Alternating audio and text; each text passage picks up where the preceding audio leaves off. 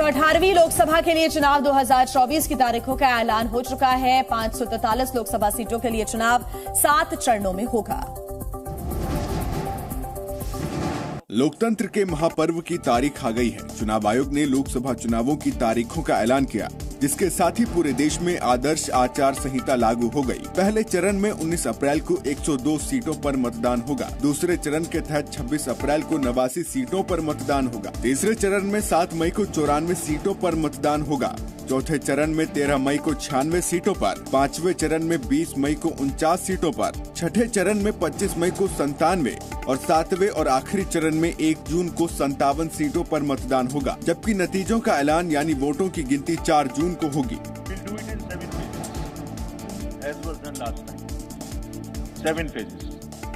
Phase 1 will start from 20th March notification, 5 days from now. And last date of withdrawal would be 30th March and date of poll would be 19th of April.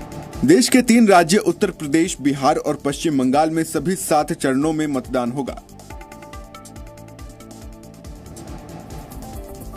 तो जैसा आप जानते हैं कि 7 चरणों में 24 का चुनाव होने जा रहा है। कल तारीखों का ऐलान हुआ है। पहला चरण 19 अप्रैल और 19 अप्रैल को 102 लोकसभा सीटों पर मतदान होगा। दूसरे चरण की बात करें तो 26 अप्रैल को होगी वोटिंग। दूसरे चरण के लिए 89 सीटों पर वोट पड़ेंगे। तीसरा चरण 7 मई और 94 लोकसभा सीटों पर वोटिंग होगी। चौथा चरण 13 मई को चौथे चरण के लिए वोटिंग होनी है। 96 लोकसभा सीटों पर मतदान होगा। पांचवा चरण 20 मई और 49 लोकसभा सीटों पर मतदान होना है। और छठवें चरण की अगर हम बात करें तो 25 मई को छठवें चरण के लिए 57 लोकसभा सीटों पर मतदान होगा। सातवां और आखिरी चरण 1 जून को यानी कि नतीजे आने के 3 दिन पहले 57 लोकसभा सीटों पर चुनाव होने हैं। और ऐसे में नतीजे 4 जून को आएंगे और जहां विधानसभा के चुनाव होने हैं वहां के भी नतीजे 4 जून को ही आएंगे।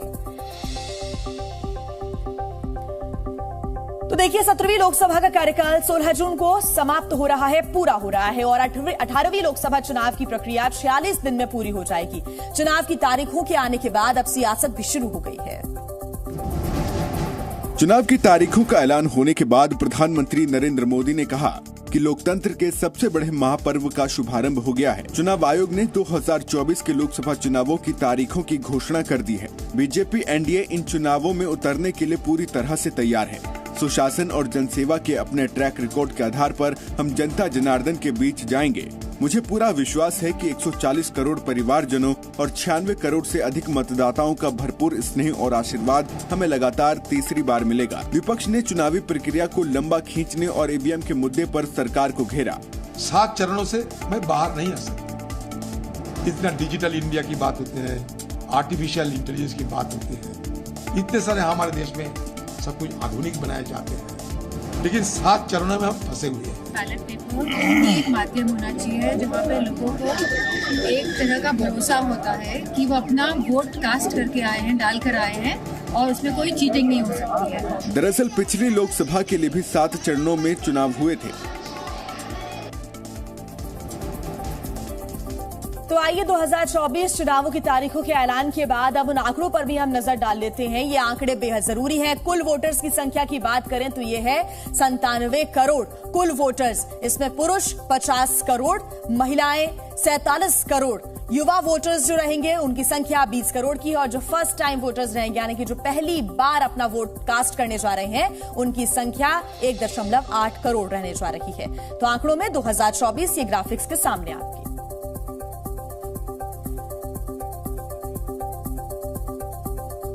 तो अब देखिए आम चुनाव के साथ ही 4 राज्यों के विधानसभा चुनाव भी कराए जा रहे हैं। साथ ही 13 राज्यों की 26 विधानसभा सीटों पर उपचुनाव का भी ऐलान किया गया है। जून में 4 राज्यों की विधानसभा का कार्यकाल भी पूरा हो रहा है, जिसके लिए चुनाव भी लोकसभा के साथ ही कराए जाएंगे। ओडिशा की 147 विधानसभा सीट के लिए 2 जून को वोटिंग होगी। अरुणाचल प्रदेश में 175 सीटों के लिए 11 जून को वोट डाले जाएंगे। आंध्र प्रदेश की 60 विधानसभा सीटों के लिए 2 जून को मतदान होगा। वहीं सिक्किम की 32 विधानसभा सीटों पर 2 जून को मतदान होगा। हालांकि सबकी नजरें जम्मू कश्मीर विधानसभा को लेकर थी कि शायद चुनाव की तारीखों का ऐलान होगा, लेकिन ऐसा नहीं हुआ, जिसके लिए सुप्रीम कोर्ट ने भी आदेश दिया है। सारी एडमिनिस्ट्रेटिव मशीनरी ने टुगेदर एक स्वर में कहा कि सर हम एक साथ नहीं करना चाहते। 13 राज्यों में खाली विधानसभा की 26 सीटों पर उपचुनाव भी कराए जाएंगे। बिहार, हरियाणा, झारखंड, महाराष्ट्र, त्रिपुरा, राजस्थान, तेलंगाना और तमिलनाडु की एक-एक विधानसभा सीट पर उपचुनाव के लिए मतदान होगा, जबकि गुजरात की 5 विधानसभा सीट, यूपी की 4 विधानसभा और पश्चिम बंगाल की 2 और सबसे ज्यादा हिमाचल प्रदेश की 6 विधानसभा सीटों पर उपचुनाव के लिए मतदान होगा। और आइए आपको ग्राफिक्स के जरिए हम ये बता देते हैं कि आखिर पिछले चुनावों में बीजेपी का प्रदर्शन कैसा रहा था। 2014 की बात करें, 282 सीट और 31% वोट बीजेपी के खाते में गया। 2019 लोकसभा चुनावों की बात करें, 303 सीटों पर विजय मिलती है बीजेपी को और 38% वोट यानी कि परसेंटेज भी बढ़ा है। और 2019 में बीजेपी का प्रदर्शन अच्छा देखने को मिला है। नजरें 2024 के चुनावों पर टिकी हुई है, नतीजों पर टिकी हुई है। देखिए, चुनावों में ईवीएम को लेकर विपक्ष लगातार सवाल खड़े कर रहा है। मुख्य चुनाव आयुक्त ने जिसका बड़ी बेबाकी से जवाब भी दिया। देखिए रिपोर्ट। चुनाव की तारीखों के ऐलान के दौरान मुख्य चुनाव आयुक्त राजीव कुमार ने सबसे ज्यादा समय ईवीएम पर किए गए सवाल के जवाब दिए। ईवीएम कह रही है, मैं नहीं कह रहा हूँ। अधूरी हसरतों का इल्जाम हर बार हम पे लगाना ठीक नहीं।